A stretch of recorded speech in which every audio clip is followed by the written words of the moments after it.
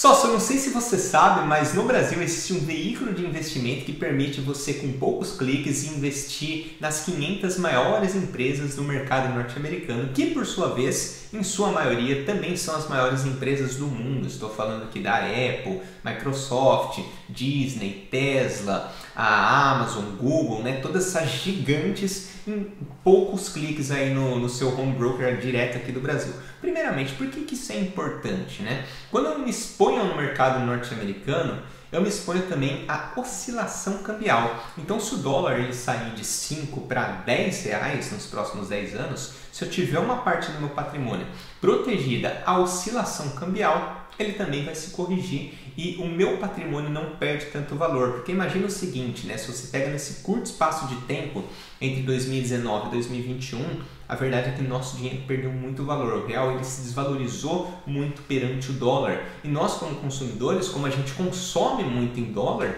então a gente também perde esse poder de compra, né? Às vezes dá até aquela sensação, nossa, meus R$1.000 eles agora são 1.100, renderam para R$1.100. Porém, seus R$1.000 em dólar, antes compravam $250, agora compram 180, 170 dólares, né? Então, seu dinheiro mundialmente perdeu muito valor. Ao passo que se você tem essa proteção cambial, você se corrige, né? O seu dinheiro, o seu patrimônio se corrige conforme a oscilação cambial também, tá? Então, excelente que existe esse ativo, ele se chama IVVB11, né? Ele é uma cópia do IVV, a gente já vai estudar um pouquinho mais a fundo aqui os prós e contras de cada um. E eu vou mostrar aqui para você que, apesar de ser muito democrático, apesar de ser excelente que isso de fato exista e a gente tenha acesso a isso, comparado a investir no exterior, ele não faz o menor sentido, né? Eu vou mostrar isso aqui para você. Então já vou aqui para a tela, se tem interesse nesse conteúdo, né? Já peço que considere se inscrever aqui no canal para mais vídeos como esse, tá? Então o que a gente vai passar? O que é o custo, dividendos, ineficiência fiscal, imposto de renda. São alguns pontos aí que eu acho importante que você saiba a respeito desse ativo, tá? Então vamos lá. Primeiro, o que é? É um ETF brasileiro que replica o S&P 500. Quem que é o S&P 500? É um índice, do mesmo jeito que no Brasil a gente tem o nosso Ibovespa, né? O tão conhecido aí como Ibov, as maiores empresas mais líquidas do Brasil, né? Eles também têm o S&P 500, que são as 500 maiores empresas do mercado norte-americano.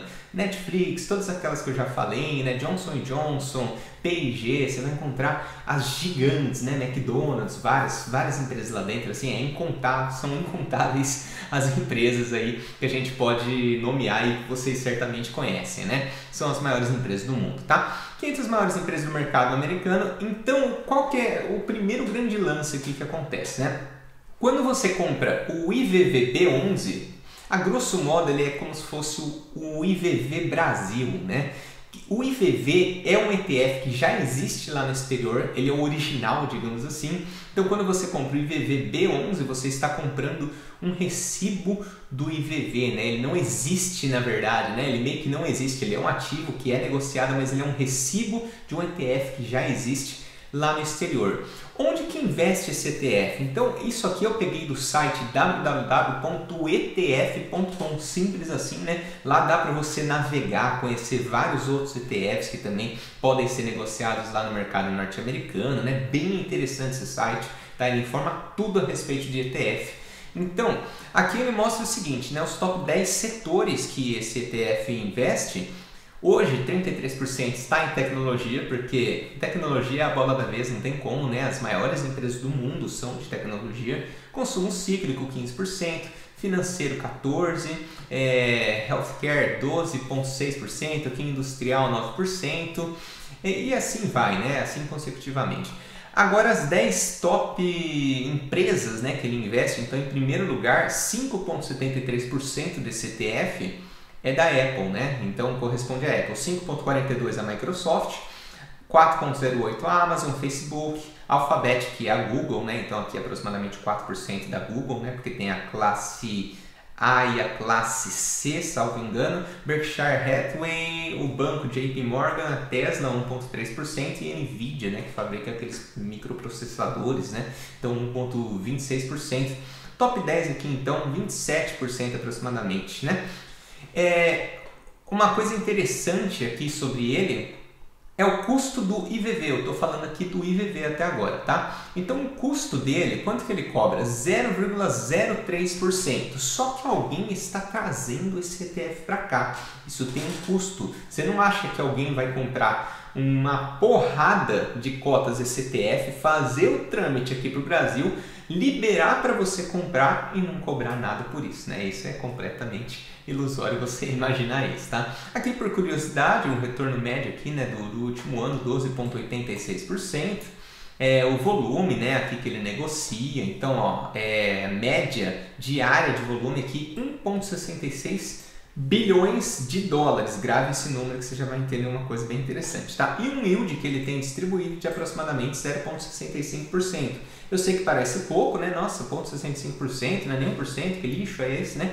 Só que como hoje as empresas de tecnologia elas dominam muito, a grande maioria delas são empresas de crescimento, então elas não distribuem o dividendos, elas reinvestem nelas mesmas, né? Então a prova que isso tem dado resultado é justamente esse retorno de 13%, né? O yield foi baixo, mas o retorno em crescimento de patrimônio, porque elas reinvestem nelas mesmas, ele foi bem expressivo, aí de 13% no último ano, tá? Aqui outras informações a respeito dele também, né? Então, quem gestiona esse ETF é a BlackRock, uma das maiores gestoras do mundo. A gente está falando aqui de 7 a 8 trilhões de custódia, né? Então, depois você dá uma olhadinha nesse site também, tá? Então, você já sabe agora o que é esse ETF, né? Ele investe nessas 500 maiores empresas, ele cobra 0,03% ao ano, é bem pouquinho, né? Ao passo que nosso IVVB11, ele cobra 0,23% ao ano. E você vai falar para mim, cara, depende do ponto de vista, né? Primeiro ponto, é 8 vezes mais caro. O banco que está comprando lá no exterior, trazendo aqui, vendendo para você, ele está ficando com essa diferença, né? Então ele está ficando com 0,2 e ele paga 0,3 lá para comprar, né? Então, para manter esses ativos sob a custódia dele, tá? Então é justo ele ficar com uma fatia, beleza, 0,2 e tal. Talvez você deve pensar, 0,23 ao ano não é tanta coisa assim, né? Não vai impactar no nosso patrimônio. Eu já vou mostrar aqui para você qual que é o real impacto disso, tá? Detalhe o seguinte, né? O tanto que existe aqui na carteira no Brasil é 4,8 bilhões. A gente estava falando de 1,6 bilhões de dólares, aproximadamente 7,5 bilhões de reais de volume diário lá nos Estados Unidos, ao passo que aqui tudo que a gente tem é 4,8 bilhões. Então a gente tem uma liquidez muito menor aqui no Brasil também, tá? Aqui a média calculada, eu resolvi trazer esse retorno médio tanto do IVVB11 quanto do IVV. Então esse aqui em cima é o IVVB11, tá? O do Brasil, e esse aqui embaixo é o dos Estados Unidos. Minha letra horrível, meu Deus do céu, muito ruim mesmo. Você percebe que aqui no IVVB11 a gente não tem um histórico de rentabilidade dos últimos 10 anos, porque ele é um ETF que passou a ser negociado aqui pra gente há menos que 10 anos, tá? A gente só tem um histórico aqui dos últimos 5 anos. E você vai perceber também que quando você vem aqui, ó, IVV, rentabilidade de último mês, 3 meses, 12 meses, 1 ano, esse ano na verdade, 1 ano, 3 anos, 5 anos, 10 anos, você vai perceber o seguinte, 5 anos deu 17,35%, o IVVB11 deu 25,17%, o IVVB11 é muito melhor que o IVV, não é melhor, ele é exatamente igual. Então por que dessa diferença, Rodrigo? Porque aqui está em reais, aqui está um retorno em reais e aqui está um retorno em dólares. Então, se o dólar se valoriza perante o real, o ETF em si ele se corrige dessa variação cambial, por isso que gera essa sensação que ele valorizou mais, tá? Porque você tem um ativo, você tem uma compra, você tem um patrimônio em reais num ativo dolarizado, então ele gera um maior retorno, só que no final das contas, em poder de compra é igual, tá? Então, a gente vai utilizar muito esse número aqui 14,95 para a gente entender os custos de você investir no IVVB11 ao invés de investir no IVV. Esse foi o retorno dos últimos 10 anos, 14,95% ao ano. Então o que acontece, né? Parece que aquela taxa de 0,3 ou de 0,03 ou 0,23 não impacta tanto, tá? Então eu fiz uma simulação do seguinte: no primeiro ano eu fui lá e aportei R$10.000 em IVV, tá? E o que aconteceu com o meu dinheiro? Então, de R$10.000 ele vai para 2,266 milhões, tá? 2,266 milhões é o que eu tenho depois de 40 anos investido. Fui lá, coloquei R$10.000, deixei por 40 anos e fui retirar. Eu tinha 2.266.000, eu apliquei aquela taxa de 14,95% ao ano, que é o que ele performa nos últimos 10, com uma taxa de desconto aqui de 0,03% ao ano, 0,03% ao ano, ou seja, ele rendeu 14,92% ao ano. Cumulativo, chegamos aqui em 2,266 milhões, beleza? Ao passo que, quando eu aplico uma taxa de 0,23% ao ano, eu fiz a mesma coisa, eu aportei 10.000 e eu deixei por 40 anos, né? Agora eu tenho 2.118.000, então aqui eu tinha 2.266.000, aqui em 40 anos 2.118.000, então a gente está falando de uma diferença de R$150.000 ou 6,57%. R$150.000, você vai me falar, cara, tudo bem eu ter R$150.000 a menos daqui 40 anos, né? Pela comodidade, pela praticidade, mas o fato é o seguinte, né?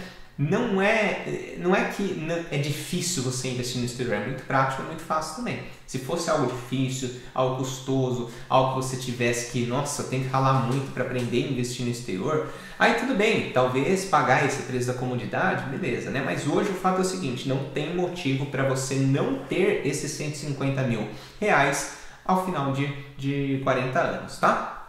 Dividendos, o terceiro ponto, então, aqui. Aqui no Brasil, os ETFs não pagam dividendos, eles não pagam dividendos, né, aos acionistas. O que acontece é o seguinte, todos os dividendos das empresas que compõem a cesta do ETF são reinvestidos na própria carteira conforme os percentuais de exposição. Já nos Estados Unidos, os ETFs repassam os dividendos aos investidores, ou seja, o que está acontecendo aqui, né? Eu tinha R$100, uma empresa me pagou dividendo, ao invés de eu receber esse dividendo, ele incorpora na própria cota e a cota aumenta de valor. E você vai me falar o seguinte, então tá justo, né? Então ao invés de eu receber no bolso, eu recebo um crescimento de patrimônio da cota e então tá tudo justo, né? Esse dividendo de fato está sendo pago, mas de uma outra maneira. Porém, a gente já vai chegar lá. Só para deixar claro aqui, tá? O IVV, ele é um veículo de renda passiva, né? Ele é um mecanismo de renda passiva que pagou uma média aqui de 1,92% ao ano. Se você pensar que a taxa de juros lá nos Estados Unidos é baixa, além disso, ele cresceu muito, né? Ele trouxe aí um retorno de 14,95% ao ano. É óbvio que ele não é focado em pagar dividendos, mas 1,92% ao ano nos Estados Unidos é um número bom, principalmente para um ETF que não tem como foco principal distribuição de dividendos, tá? Então, o grande problema é o seguinte, ineficiência fiscal. Porque olha só que coisa, né? Olha só que coisa, se eu estou falando para você o seguinte, o ETF, ele, ao invés de pagar esse dinheiro para mim, ele incorpora na própria cotação, e a cotação ela cresce o valor, ou seja, ela aumenta o patrimônio. Se eu recebesse esse dividendo, ele seria isento de imposto de renda. Agora, se ele é incorporado no patrimônio, incorporado na cotação e lá na frente eu quiser vender, eu tenho que pagar 15% de imposto de renda sobre ganho de capital. E quanto que isso corresponde no final das contas? Eu fiz aqui um simulado, né? Então, o que eu fiz aqui? Só para contextualizar, né? O que acontece na prática é o seguinte, dupla tributação de dividendos, tá? É isso que vai acontecer se você investir no IVVB11. Então, o que eu fiz aqui? O simulado que eu fiz foi o seguinte, todo ano eu comprei um IVV. Então, compra de um IVV por ano, tá? O dividend yield que ele pagou aqui é de 1,99%. O crescimento do PIB, ou seja, o tanto que as empresas cresceram a distribuição dos seus dividendos foi de 1,5%. E aqui eu fui conservador, porque eu disse o seguinte, tá? Eu sei que pode ser um pouquinho teórico aqui, mas o que eu estou dizendo é o seguinte: todas as empresas que estão lá dentro aumentaram a distribuição dos seus dividendos em 1,5%. Então, vamos supor que os Estados Unidos cresceram 1,5%, elas também cresceram a distribuição de dividendos, né, de lucro dela, lembrando que dividendos é um dinheiro real, elas pegaram esse dinheiro, aumentaram 1,5% e distribuíram para você. Isso é um número extremamente conservador. O crescimento do PIB dos Estados Unidos foi maior que isso, né? O crescimento das empresas do S&P 500 foi muito maior que isso, porque a gente está falando das maiores dos Estados Unidos. Então, o PIB ele é meio que uma média, né? Ele é uma média assim, do crescimento de riqueza do país, né? Ou seja, algumas empresas elas aumentaram seus lucros em 200%, outras tomaram prejuízo, então na média ficou em 1,5%, por exemplo, nesse exemplo aqui que a gente está dando, tá? É extremamente conservador esse número. Eu posso te garantir que em números reais, um estudo mais aprofundado, essa diferença seria muito, muito, muito maior. Então o que aconteceu aqui foi o seguinte: no primeiro ano eu recebi aqui um dividendo de $5. No segundo ano, só para contextualizar, então, eu já tinha 2 cotas, ou seja, eu recebi 10, mais mais 1,5% de crescimento do PIB, ou seja, agora é 10 mais um tiquinho que elas estão pagando, né? Porque as empresas aumentaram a distribuição do lucro delas. Isso foi aumentando, aumentando, aumentando. No final, eu recebi então $6.915, ou seja, R$35 mil aproximadamente. E eu teria que pagar 15% desses R$35 mil se eu resolvesse vender o IVVB11, tá?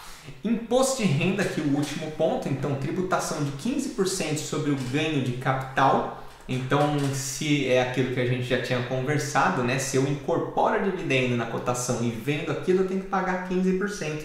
15% sobre os dividendos indiretamente, conforme a gente conversou. Não tem isenção de imposto de renda como nas ações, né? As ações, caso você venda até R$20 mil dentro do mês de ações, se você vender R$19.999, mesmo que seja com lucro, né? Você comprou a R$1, vendeu R$19.999, você não paga imposto de renda, porque você tem esse limite de isenção de R$20 mil.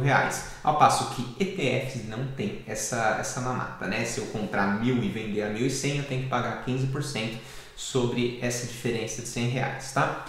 Já os Estados Unidos tem um limite de isenção de até R$35 mil por mês. Então, se eu quiser construir meu patrimônio lá no exterior, lá nos Estados Unidos, e lá no futuro eu quiser vender, quando eu vender com baita ganho de capital, né? Porque a gente está falando de uma média de 10 a 12% de crescimento ao ano, nos últimos 10 anos foram 15% quase, né? Então é um baita ganho de capital que eu teria ao final de 40 anos, por exemplo, na etapa que eu vou fazer o usufruto, eu posso vender de 35 em R$35 mil e não pagar imposto de renda. Isso dá uma baita de uma diferença, beleza? Fim da apresentação aqui. Sócio, então para resumir, tá? É a questão não é difícil você enviar esse dinheiro lá para o exterior, né? Então não existe um impeditivo de você mandar esse dinheiro para o exterior, e por isso, né, a minha conclusão é que IVVB11, dadas as devidas proporções, ele é um bom instrumento de investimento. Ele é um bom investimento. Se não fosse tão acessível investir lá no exterior, ele seria excelente. Mas no momento que ele é acessível, que é muito fácil você se expor às facilidades de você investir lá no exterior, não ter que pagar ganho de capital, não ter dupla tributação de dividendos e poder ter renda passiva de ETFs lá no exterior, neste momento que tudo isso aqui fica fácil, o VVB11 ele se transforma uma péssima opção. Então por isso que para mim investir diretamente no exterior, e principalmente por eu ter o meu capital protegido e alocado lá sobre as regulamentações e leis dos Estados Unidos, esse motivo ele é super compensador de você mandar o seu dinheiro para outro espaço, tá? O seu patrimônio para outra regulamentação, outra legislação, beleza? Sócio, por hoje é isso. Muito obrigado aí pelo seu tempo e atenção disposta. Se gostou do vídeo, já deixa o like aqui, compartilha com quem precisa desse tipo de informação. Agradeço demais seu tempo. Até o próximo vídeo.